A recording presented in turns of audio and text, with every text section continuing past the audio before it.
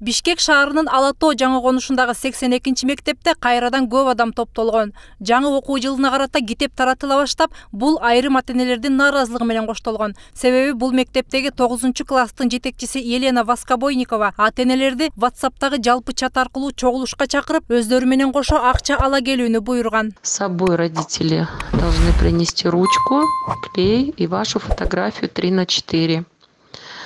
И деньги. 50 сомов обязательно, это на бумажный дневник. И 1220 также за год полностью вся оплата будет. Так что родителей к 5 часам отправляйте.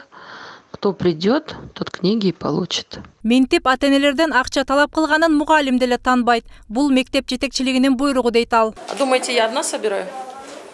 Вы думаете, я только собираю, да, здесь? Потому что администрация объявила, что оплата остается, какая была в прошлом году. Ничего сверхъестественного я не собираю.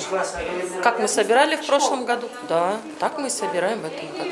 Мектеп журналисттерге опурулуп жаткан мугалим мектеп директорунун жемесин уккандан кийин башкача сүйлөп калды. Ну, это я слышала, да, но тем не менее школа должна существовать, какие-то средства же, все же это понимают.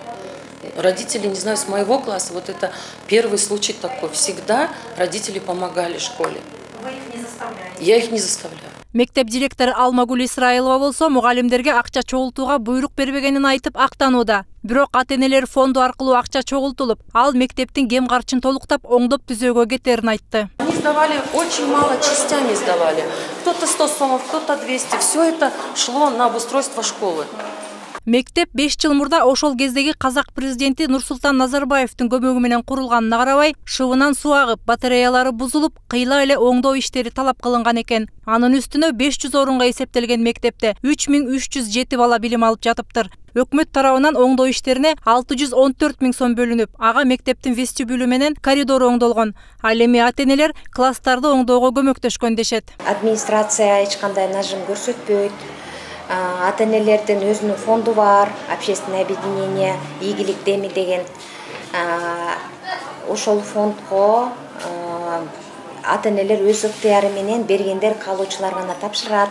Ошондой талап кылып сүйлөптүр, бирок мен аны разберусь, это Воскобойникова менен сүйлөшөм, азыр андай талап коюлган эмес. Андан тышкары күзөт кызматына ар бир баладан 180 сомдон, күндөлүккө деп 50 сомдон чогултушат. Ал эми 1-класстан 4-класска чейин окугандар жаңы китеп деген долбоордун алкагында билим алган үчүн 25 сом төлөп беришет экен. Чогултулган акча боюнча бул мыйзамсыз түрдө, потому что биздин министрликтен приказ келип түшкөн, приказ менен ар бир мектеп кол коюлуп тааныштырылган. Ал приказда эмнелерге тыюу салынган?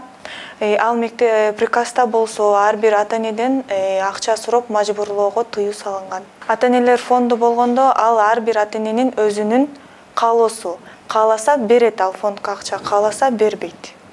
Аны эч ким мажбурлай албайт. Өлкөнүн билим берүү министрлиги окуу жайларынын ата-энелерден акча чогултуусуна тыюу салган. Ал эми ата-энелер фондуна болсо каалоочулар гана акча берсе болот. Мажбурлоого тыюу салынат. Бул буйрук менен бардык мектеп директорлору таанышып кол коюшкан. Алардын арасында 82 мектептин директору дагы бар. Бүгүн бул маалымат Борбор каланын билим берүү башкармалыгына чейин жетип, аталган мектептин директоруна сөгүш жарыялап, ал эми Елена Воскобойникова кызматтан четтетилди. Мындай мажбурлап акча чогултуу фактылары болсо, тиешелүү органдарга кабарлоо зарылдыгы айтылууда.